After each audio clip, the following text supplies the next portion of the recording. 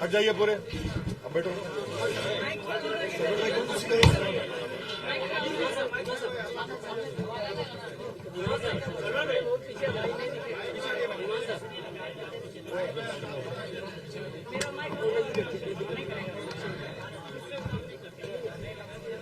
चलिए अख्तर भाई, प्रेस के बंधुओं, यह हमारे लिए बड़ी खुशी की बात है कि इस वक्त न्याय यात्रा के तहत जनाब बैरिस्टर असदुद्दीन अवैसी साहब सीमांचल के 4 जिलों की यात्रा कर रहे हैं।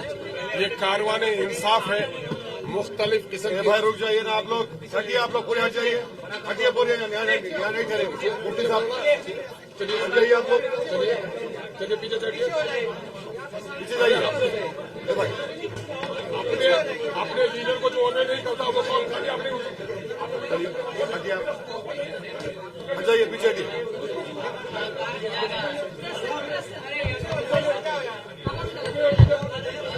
हट जाइए पीछे आप।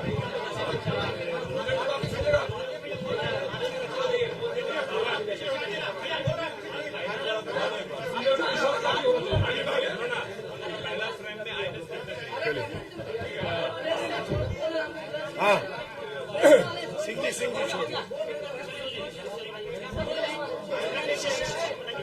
नहीं, सीमांचल के मरकज हम लोग इस वक्त पूर्णिया में हैं और जनाब बैरिस्टर असदुद्दीन अवैसी साहब इस वक्त 4 रोजा दौरे पर आए हैं। न्याय यात्रा के तहत सीमांचल में न्याय यात्रा के तहत आए हैं। ये कारवान इंसाफ है जो 2 दिन अपना मुकम्मल कर चुका है और 2 दिन बाकी है। आज बायसी और अमोर का दौरा होगा पूर्णिया जिला में और कल इंशाअल्लाह कटिहार का दौरा होगा। दरअसल ये कारवान इंसाफ या न्याय यात्रा सीमांचल के साथ हो रही मुसलसल नाइंसाफी के खिलाफ है। सीमांचल के दलित, मुस्लिम और दूसरे समुदाय के लोग हैं जिनकी प्रति व्यक्ति आय कम है। सीमांचल में इंफ्रास्ट्रक्चर का डेवलपमेंट नहीं हुआ है, कल कारखाने नहीं लगे हैं। मोदी के सरकार में हो या उससे पहले के सरकार में हो, नीतीश के जमाने में हो, उससे पहले में हो, सब लोगों ने हमारा वोट लिया, हमारी वाजिब हिस्सेदारी किसी ने नहीं दी। उसके खिलाफ लड़ रहे हैं कि सीमांचल डेवलपमेंट काउंसिल बनाओ और यहाँ पर पूर्णिया में हाईकोर्ट का बेंच और डिफरेंट हमारे और मुतालबात हैं, उसको लेकर लड़ रहे हैं। दूसरा मामला है कि अक़लियतों के साथ पूरे मुल्क में जुल्म हो रहा है और बिहार में भी लोगों के साथ जुल्म हो रहा है, कत्ल हो रहा है। हम उसके इंसाफ के लिए उठे हैं। हम इसके इंसाफ के लिए भी उठे हैं कि जो पार्टियां अपने आप को सेकुलर कहती हैं और हमें सेकुलर वोटों के बिखराव का जिम्मेदार समझती हैं, मैंने उनके सामने में प्रपोजल दिया कि सेकुलर वोटों को बिखरने मत दो और कॉमनल फोर्सेस के साथ मिल के लड़ो, और उन्होंने भी हमारे प्रस्ताव को ठुकरा दिया। हम उसके खिलाफ भी जनता के सामने में इंसाफ के लिए आए हैं। ये इंसाफ यात्रा का मेन मोटो है। हम इस्तकबाल करते हैं अपनी सीमांचल की धरती पर अपने कौमी सदर जनाब बैरिस्टर असदुद्दीन अवैसी साहब का, और वो आपसे रूबरू है। सर कुछ पूछना है तो पूछ लीजिए, बारी बारी से बात।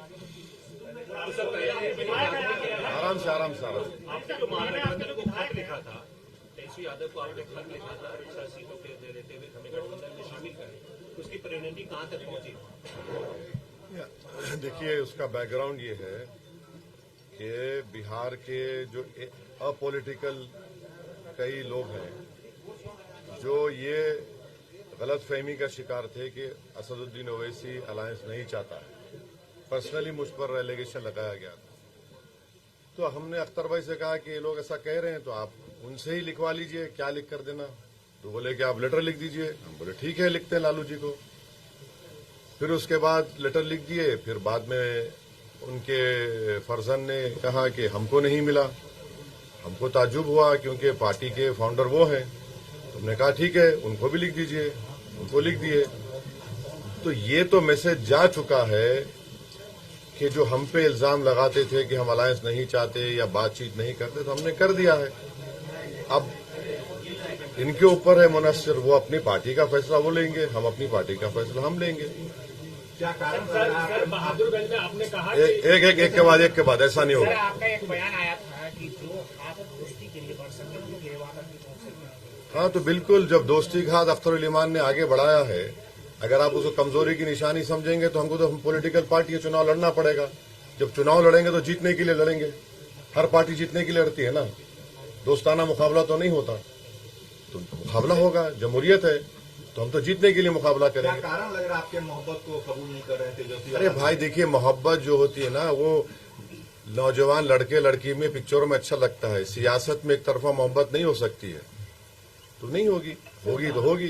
पुराने आपके जो विधायक हैं अगर घर वापसी करना चाहेंगे तो क्या उनका स्वागत करेंगे? हाँ। पुराने जो विधायक आपके जो चले गए देखिए, घर वापसी करना चाहेंगे तो उसका क्या करेंगे? आपको किसी ने बातचीत की क्या घर वापसी के लिए? नहीं, अगर- नहीं ना, आपसे बातचीत की तो बता दीजिए हमारे अध्यक्ष जी ऐसा को। होता है सर कभी यहाँ हाँ, नहीं, अगर आपको बताया गया कि घर वापसी करना चाह रहे हैं, तौबा करना चाह रहे हैं, तो बता दीजिए, अख्तर भाई सोच लेंगे। ये जो पूछ चुके दोबारा मत पूछिए।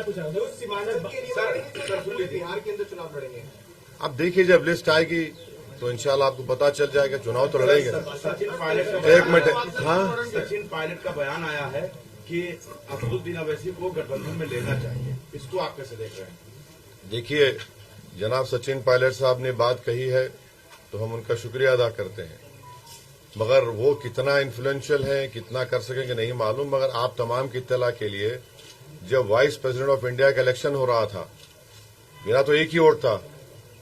किसको वोट दिया हमने जाकर जस्टिस सुदर्शन रेड्डी साहब को वोट दिया। उस वक्त क्या हो गए हम? दूध के धुले हो गए। सर, बहादुरगंज में आपने कहा था कि जो हमारे सामने आएगा वो नाम वोट हो जाएगा, फिर और होगा। हाँ, बहादुरगंज में वहीं के सजील इमाम लड़ रहे हैं, तो क्या इसी में वो सजील इमाम भी शामिल होंगे? चुनाव है, इलेक्शन है। इलेक्शन में आप जीतने के लिए लड़ते हैं, और जो आप तोड़ मोड़ कर पेश करना चाह रहे हैं, बराए मेहरबानी दिल्ली जाकर बैठिए घर में अपने। हम किस पस मंजर में बोले वो देखिए।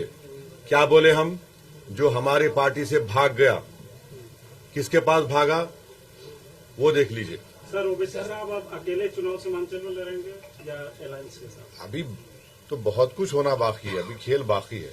सर, ऑपरेशन सिंदूर के बाद आपने भारत का प्रतिनिधित्व विश्व में किया, जी, लेकिन अभी ये जो क्रिकेट चल रहा है इसमें पाकिस्तान को एक जो है has been given a long route for the propaganda. हमने दिखाते हैं साइन। हमने पार्लियामेंट में खड़े होकर भारत सरकार ऑपरेशन सिंदूर के डिबेट में हमने जहां पर हमारी फौज की कामयाबी पर मुबारकबाद दी, हमने भारत सरकार, मोदी सरकार से कहा कि मत खेलिए क्रिकेट मैच।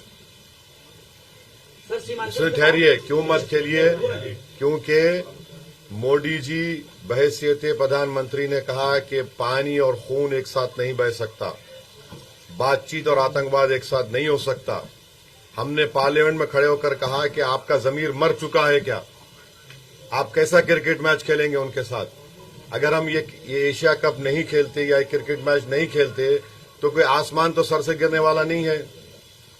हम जब पानी रोक रहे हैं 80%, और वो पानी का क्या है? Indus water treaty bilateral treaty है। तो बीजेपी जो जस्टिफिकेशन देती है कि हम बायलैटरल नहीं खेल रहे हैं, हम मल्टीलैटरल के, तो पानी क्यों रोक रहे हैं फिर आप? हमने ट्रेड क्यों बंद किया? डायरेक्ट इनडायरेक्ट ट्रेड हमने बंद कर दिया। पाकिस्तान के एयरक्राफ्ट हमारे इंडियन एयर स्पेस में नहीं आ सकते, उनकी कश्ती हमारे पानी में नहीं आ सकती। तो ये तो हिपोक्रेसी है, hypocrisy of the highest order है। बीसीसीआई को कितने पैसे मिलेंगे? 1000 करोड़, 1500 करोड़, 2000 करोड़? हम बीजेपी से पूछना चाह रहे हैं, जो 26 लोगों को सर पर इसलिए गोली मारी गई, आतंकवाद जो पाकिस्तान से आए थे, कि वो हिंदू थे, तो 26 लोगों की जान की कीमत कितनी है बता दीजिए। हम 1000 करोड़ है, 2000 करोड़ है, 3000 करोड़ है, बता दीजिए देश को। सर, सीमांचल में मुसलमानों के साथ और भी जो अकलियती तबका उसके साथ हमेशा नाइंसाफी होती रही है, आज इसको किस तरह देख रहे हैं? बिल्कुल नाइंसाफी हो रही है। प्रधानमंत्री आए यहां पर, घुसपैठी का जिक्र कर दिए, यहां पर ज्यादा आबादी बढ़ रही है।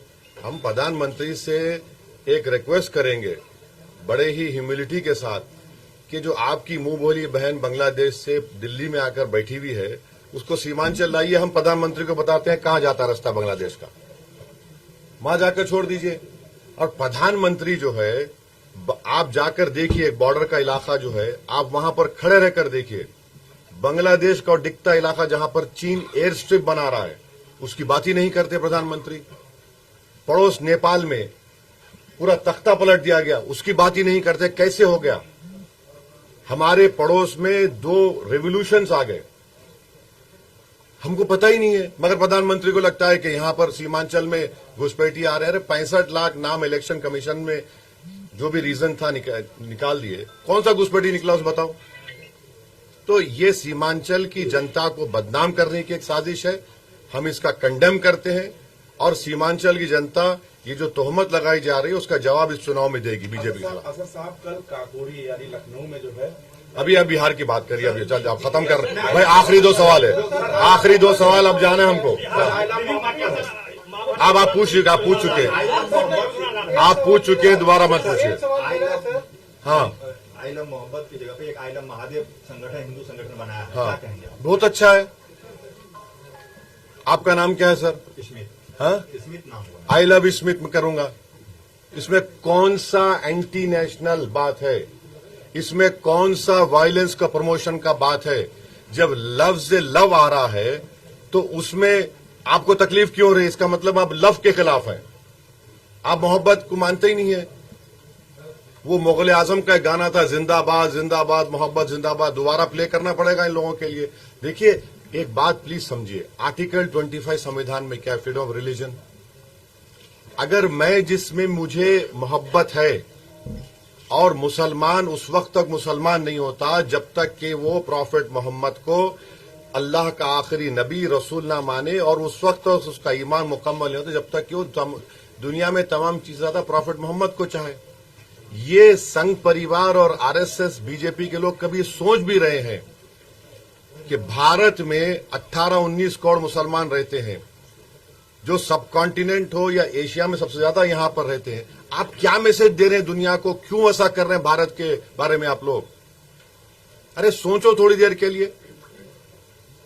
लव की बात हो रही है और उत्तर प्रदेश में एडीजीपी साहब कह रहे हैं कि नहीं, हमारी सरकार ने कहा कि नया पोस्टर नहीं लगेगा। Happy birthday prime minister allowed होगा, happy birthday chief minister allowed होगा। तो फिर आप एक कानून बना दीजिए कि इस देश में कोई लव की बात करेगा ही नहीं, तो पहले हॉलीवुड बैठ जाएगा। क्या होगा? कहां जाएंगे हम? अरे मोहब्बत की बात हो रही है। मेरा फेथ है, आपका फेथ है, आपका फेथ है। भारत की खूबसूरती यही तो है कि भारत हर मजहब को मानने वालों को मानता है, जो नहीं मानता खुदा को उसको ही मानता है भारत। तो ये तो अजीब है कि ये लव के खिलाफ है ये लोग। हाँ बिल्कुल होगा, बिल्कुल होगा, फिक्र मुतमईन रहिए। अभी होगा। आप दूसरों को लेके जो हाँ? पॉलिटिकल हवा दिया जा रहा है, जैन जी को लेके जो पॉलिटिकल मूवमेंट एक तरह से बनाया जा रहा है, क्या आप इसको फेवर करते हैं? अरे इनको बोल दीजिए कि बिहार में 59% खुद इनका एडवर्टाइजमेंट कहता है। 58% वोटर बिहार में 25 साल से कम उम्र का है। उनको बोलिए, इनको इनके बारे में हिम्मत है बोलो। चाहे मोदी जी बोले, नीतीश कुमार बोले कि जनरेशन जी हमको ऐसा कर रहा है, तो फिर बिहार में 58% वोटर 25 साल से कम उम्र का है। तो ये बिहार के जो जनरेशन जी के जिसका वोट 58% है पॉपुलेशन में, उनको सोचना चाहिए कि तुम्हारे ख्वाबों को पूरा करना नहीं चाह रहे। हाँ, आए तो वो बताएं कितने घुसपैठी आपने रोके थे। बीएसएफ आपके पास है, आप होम मिनिस्टर हैं 11 साल से। अगर यहां पर डेमोग्राफिक चेंज हो रहा है, आप क्या कर रहे थे उसके लिए? ये तो आपकी नाकामी का आप सबूत दे रहे हैं। और वो जो बांग्लादेश से भागकर आकर बैठी है, बराए मेहरबानी उसको सीमांचल को ला लें। वो खुद बॉर्डर का रास्ता हम दिखा देते, हमारे जाके छोड़ दें उसको पहले बाहर करें। आप वो क्यों रही है दिल्ली में? लास्ट सवाल हम पूछेंगे सर। नहीं, आप फर्स्ट पूछ इसके। नहीं, हाँ, बराबर होना चाहिए। आर्टिकल 370 हमने तो प्राइवेट मेंबर्स बिल डाला था पार्लियामेंट में। वो अगर आएगा तो सीमांचल का डेवलपमेंट क्या प्रायोरिटी क्या होगी, वो काउंसिल डिसाइड करेगा।